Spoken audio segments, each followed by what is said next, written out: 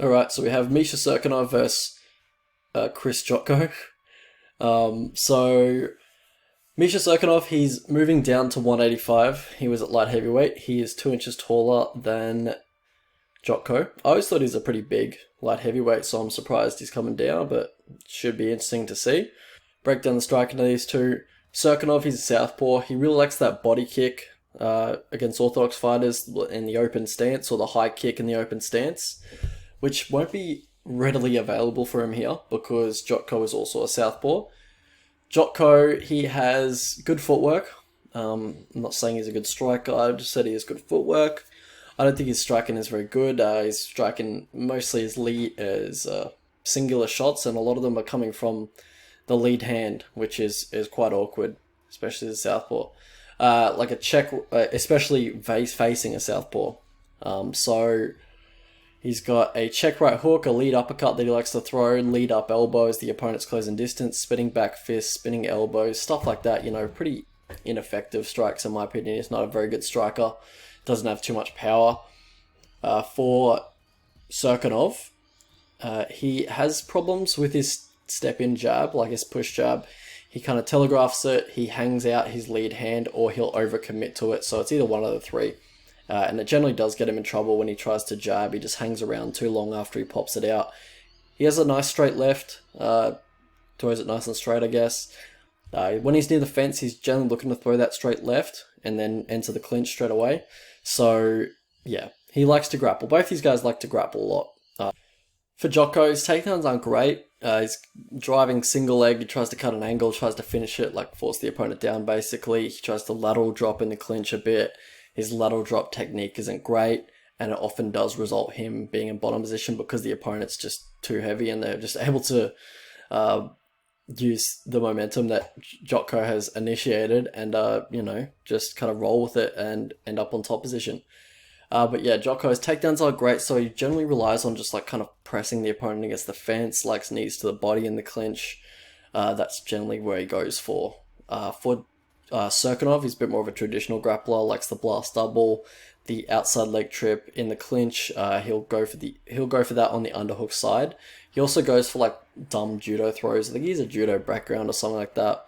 But he goes for like dumb judo throws in the clinch, just very low percentage techniques.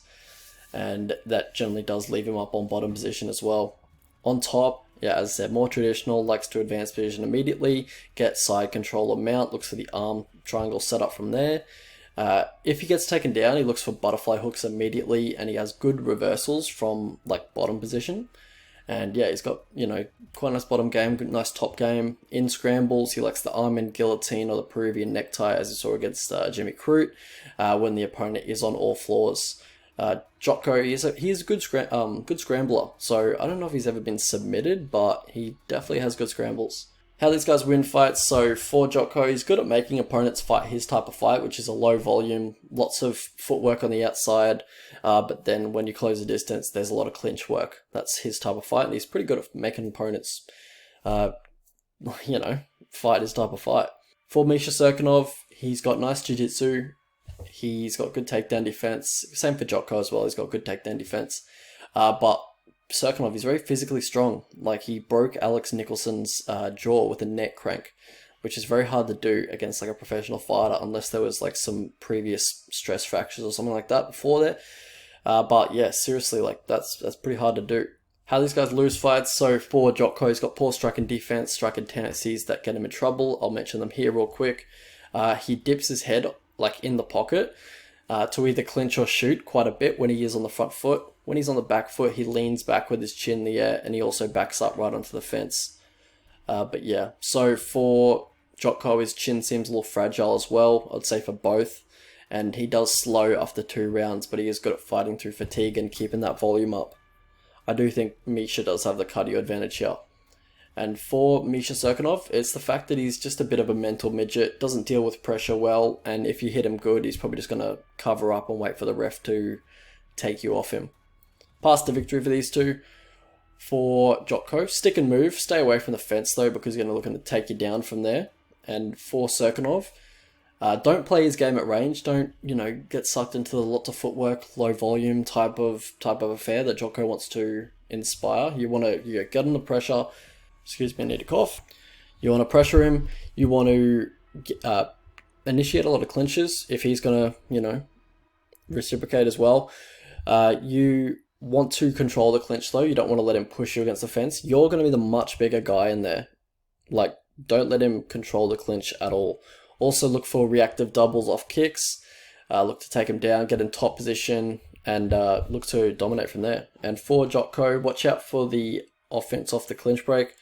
Like, Jotko generally has his hands low off the clinch break, and Cirkunov likes throwing a big right hook or a big, just anything big off the clinch break. It's one of his favorite positions to strike from, so you got to watch out for that. How is his fight going?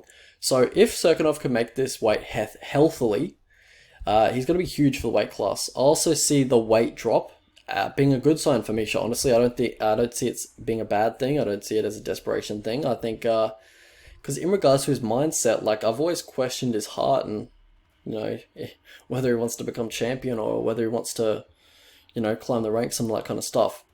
But I think the move to 185 is kind of inspiring because he seems like he's trying to start with a fresh slate, and you know, potentially he just wants to fight smaller guys, and then there's the bit of a mental midget thing as well. But the way I see it is that he wants to maybe even become a champion one day. I don't know. We'll see. We'll see how he goes. But like, he could have stayed at 205 and just been a guy that kind of floats around the top 10, top 20, and wins one, loses one.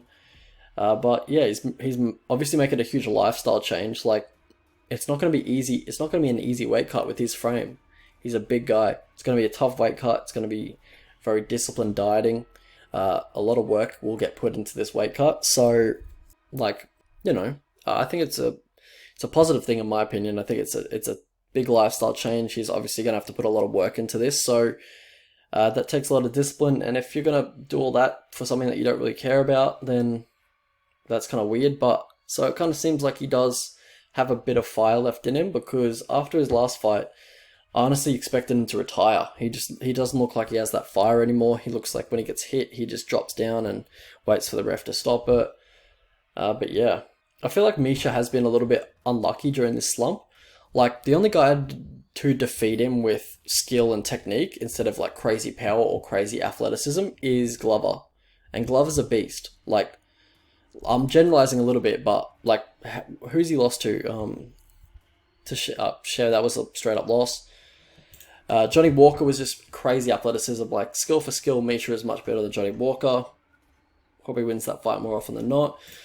Ryan Spann, just much bigger, and just landed a good shot at the start of the fight. So, you know, that's a bit of power as well.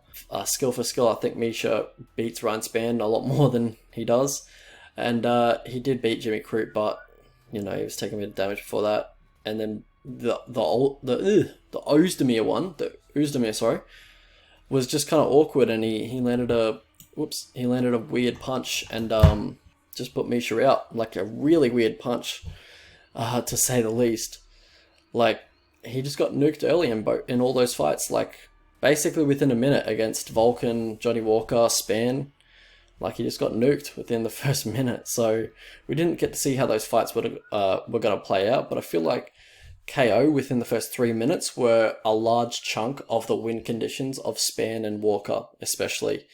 I think Volcon is maybe a bit of a tough matchup for him, but, you know, I'd say Misha is the better striker, but neither of the guys are very good strikers. Misha's never faced a southpaw. He likes to throw that roundhouse kick, and as we talked about before, it takes away that roundhouse kick since it's not an open stance anymore. So I'm expecting it to be quite competitive on the feet.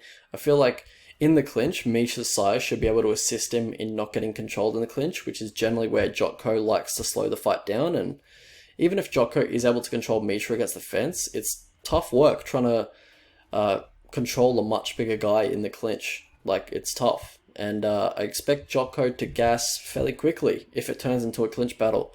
Jotko doesn't have the best gas tank, which is crazy because he's like a grinder. He's not a finisher type of guy. So he needs very favorable matchups to win his fights, or else it's going to get very close. But yeah. So the takedowns of Cirkunov, I feel like, are going to be the game changer. I feel like later on in the fight, those takedowns are going to come easier and easier. Might have a a bit of trouble taking Jotko down at the start of the fight, but later on it's gonna be a bit easier. Both have really good anti-wrestling, but I'm going to go ahead and predict that Misha will be able to ground Jotko. He's just got much better takedowns than any of Jotko's previous opponents. Like, since the David Branch fight, Jotko hasn't faced anyone who's really tried to take him down, like, that's actually decent at takedowns. Not to mention, like, Misha's much bigger. He's going to be able to...